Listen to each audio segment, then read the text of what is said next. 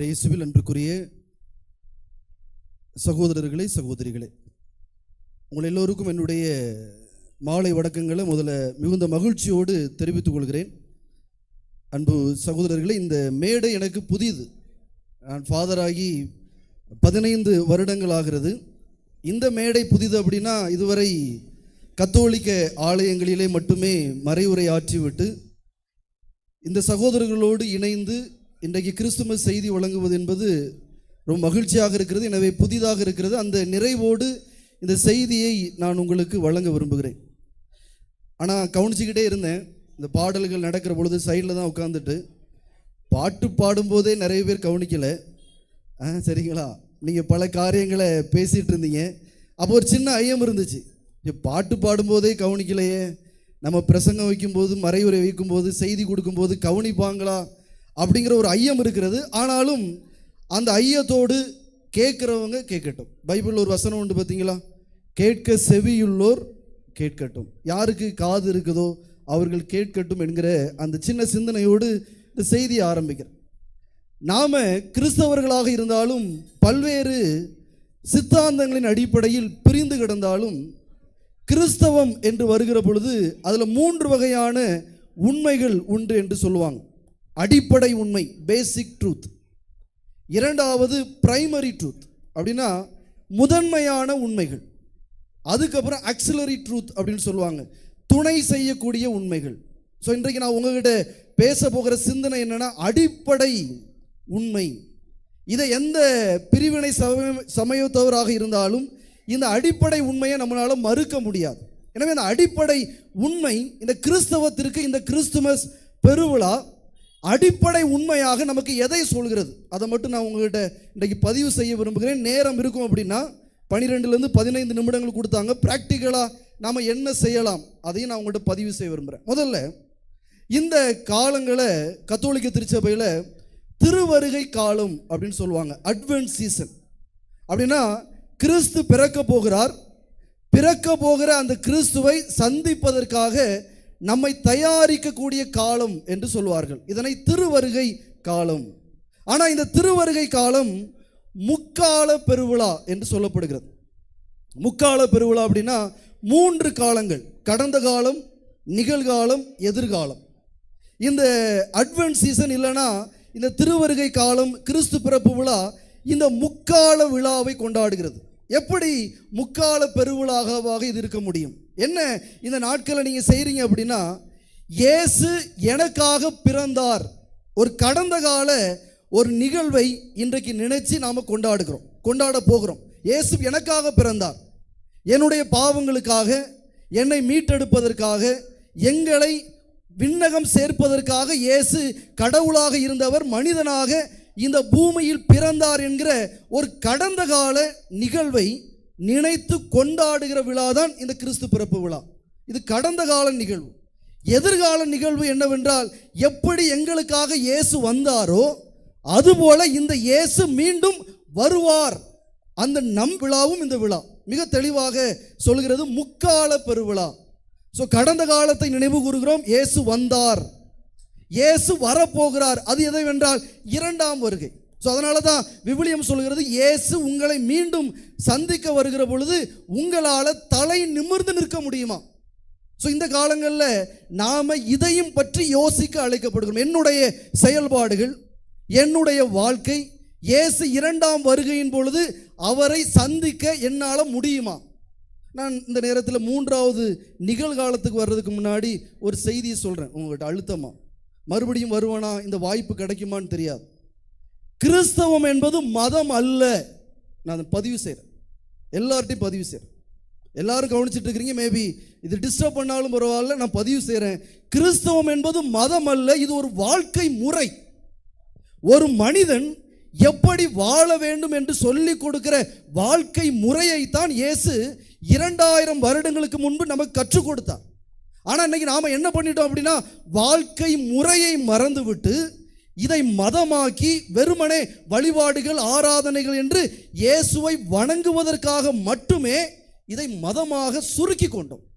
நீங்கள் திருத்தூதர் பணி, அப்போஸ்தலர் பணி எடுத்து பார்த்தீங்கன்னா கிறிஸ்தவருடைய வாழ்க்கை முறை என்று சொல்லப்படும். அதுதான் கிறிஸ்தவம். இது அலங்காரங்கள், அவ்வளவுதான். நீங்க வந்து டெக்கரேட் பண்றீங்க. இந்த பாடல்கள், வழிபாடுகள் இவையெல்லாம் வெறும் டெக்கரேஷன் தான்.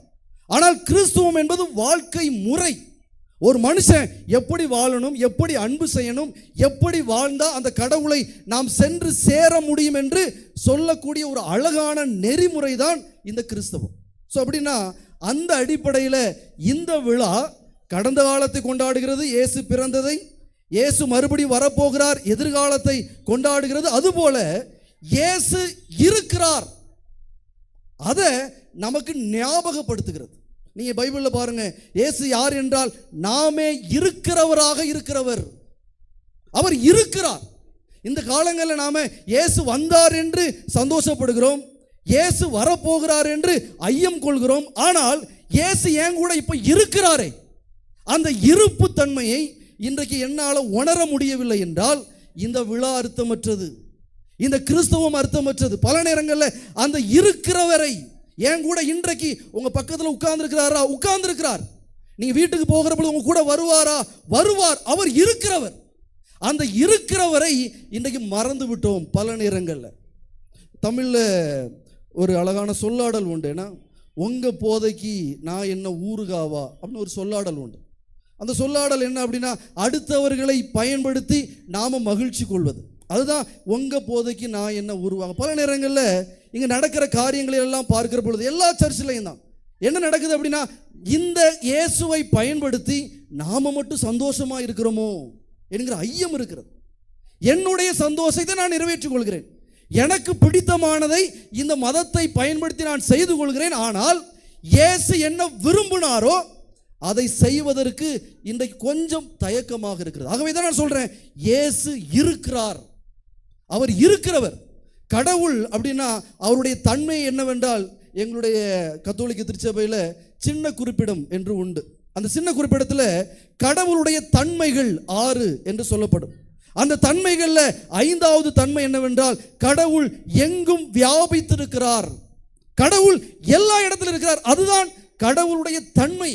பல நேரங்களில் இது நம்மளுக்கு புரியலையா, இல்லை என்றால் நம்மளால உணர்ந்து கொள்ள முடியலையா அப்படின்னு தெரியல. பல நேரங்களில் இந்த கிறிஸ்துவை இந்த அறிவு பூர்வமாகவே தேடுகிறோம், உணர்வு பூர்வமாக அவரை புரிந்து கொள்ள, உணர்ந்து கொள்ள நாம முயற்சி எடுப்பதில்லை. அதனால தான் கவலைகள், கண்ணீர், வேதனை இவை எல்லாம் வருகிறது என்றால் அதற்கு அடிப்படை காரணம் இயேசு ஏன் கூட இருக்கிறார் என்பதை இன்றைக்கு என்னையால உணர முடியவில்லை.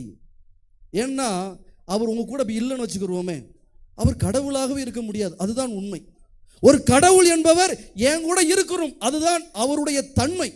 ஆக இந்த அட்வென்ட் சீசன் இல்லை என்றால் இந்த திருவருகை காலம் இல்லை என்றால் இந்த கிறிஸ்துமஸ் விழா முக்கால பெருவிழாவாக நமக்கு 3 செய்திகளை சொல்கிறது. அவர் வந்தார், அவர் வருவார். ஆனால் இந்த இரண்டையும் கொண்டாடுகிறோம், ஞாபகப்படுத்துகிறோம். ஆனால் அவர் இருக்கிறார் என்பதை இன்றைக்கு மறந்து போனதால் இன்னைக்கு சந்தோஷத்தை தொலைத்து விட்டு அலைகிறோம். நான் பிராக்டிக்கலாக யோசிக்கிறேன், ஏன் இயேசு என் கூட இருக்கிறார் என்பதை என்னால் உணர முடியவில்லை என்றால், நான் இன்றைக்கு நிகழ்காலத்தில் வாழ்கிறதே இல்லை. இப்போ நீங்கள் உட்கார்ந்துட்டு இருக்கிறீங்க, நீங்கள் உட்கார்ந்துட்டு இருக்கும்போது கூட நம்ம மனசு எங்கே தான் இருக்கும்? ஒன்று கடந்த காலத்தில் இருக்கும், இல்லை என்றால் எதிர்காலத்தில் இருக்கணும். Present tense. நிகழ்காலத்தில் நாம் யாரும் வாழ்கிறது இல்லை. ஏனென்றால் ஒரு வகையான பயம், ஒரு வகையான அச்சம். இந்த அச்சம், இந்த பயம் எல்லாம் ஏன் வருகிறது என்றால், என் தேவன், என் இயேசு ஏன் கூட இருக்கிறார் என்பதை நான் உணராத தருணத்தினால். எனவே நிகழ்காலத்தில் நாம வாழ்வோம் என்றால் நிச்சயமாக இந்த இயேசு என்னோடு இருக்கிறார், அவர் எனக்காக பிறந்தார், எனக்காக பிறந்த அவர் வருவார், வரக்கூடிய அவர் இன்றைக்கும் ஏன் கூட இருக்கிறார் என்கிற நம்பிக்கையில நாம வாழ்வோம் என்றால் நிச்சயமா நம்முடைய வாழ்க்கை ஒவ்வொரு நாளும் மகிழ்ச்சியானதாக இருக்கும். இந்த காலங்களில் எங்களுடைய ஆலயங்களில் 5 வகையான மெழுகுதிரிகளை ஏற்றி வைப்பாங்க. இந்த 5 வகையான மெழுகுதிரிகளுக்கும் ஒவ்வொரு வாரமும் ஒவ்வொரு வகையான மெழுகுவர்த்தி, அந்த மெழுகுவர்த்திக்கு ஒவ்வொரு பெயர் கொடுப்பாங்க. இந்த முதல் வாரம் ஏற்றக்கூடிய அந்த மெழுகுவர்த்திக்கு பெயர் நம்பிக்கையின் திரி. ஸோ நம்பிக்கை, என்ன நம்பிக்கை? இயேசு என் கூட இருக்கிறார் என்கிற நம்பிக்கை. எனவே அன்பு மக்களே, இயேசு எனக்காக பிறந்தார், எனக்காக வரப்போகிறார் என்று நினைக்கிற நாம் இந்த காலங்களில் இயேசு என்னோடு இருக்கிறார், இந்த மனநிலையோடு வாழ்வோம் என்றால் வாழ்க்கை மகிழ்ச்சியானதாக இருக்கும் என்று நான் நம்புகிறேன். ஸோ இது அடிப்படையான ஒரு உண்மை. இதை சொல்லிட்டு ப்ராக்டிக்கலாக ஒரே ஒரு காரியத்தை மட்டும் பகிர்ந்து கொள்கிறேன். ஸோ 25ஆம் தேதி கிறிஸ்துமஸ் விழா கொண்டாடுவோம். அப்படின்னா இயேசுவனுடைய பிறந்த நாளை நினைத்து நாம் கொண்டாட போகிறோம். ஆனால் நம்முடைய வாழ்க்கையில் ஒரு பிறந்த நாள் விழாவுக்கு போகிறோம் அப்படின்னா என்ன கொண்டு போவோம்? பெரும்பாலும் ஏதாவது கொண்டு போவீங்களா? ஒரு பிறந்தநாள் விழாவுக்கு போகிறீங்க, ஒரு கிஃப்ட் கொண்டு போவீங்க, ரைட்? ஸோ இப்போ நீங்கள் வாழ்த்து பாடல் பாடுறீங்க, நல்லது, அருமை. அந்த இயேசுவுக்கு என்ன கிஃப்டை நாம் கொடுக்கலான்னு நினைக்கிறீங்க? ப்ராக்டிக்கலாக ஒரு சில பேர் கவனிக்கிறீங்க. உங்கள்கிட்ட நான் கேட்குறேன், இயேசு பிறக்க போகிறார், ஃபைன். இப்போ பிறக்க போகிற அந்த இயேசுவுக்கு என்னுடைய அன்பு பரிசாக நான் எதை தர முடியும்? எதை கொடுக்கலான்னு நினைக்கிறீங்க? அன்பு. நம்ம எல்லாரும் சரியான பதில் சொல்லிடுவோம். There are two answers. One is right answer, another one is true answer. உண்மையான பதில்.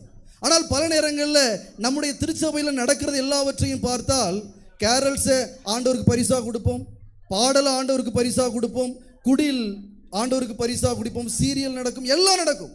ஆனால் இவையெல்லாம் கடவுளுக்கு பிடித்ததா?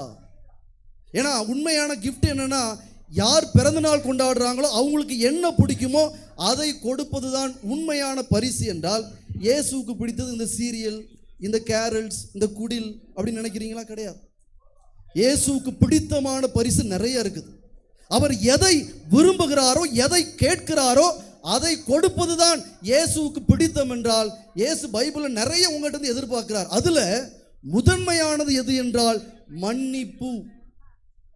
மன்னிப்பு.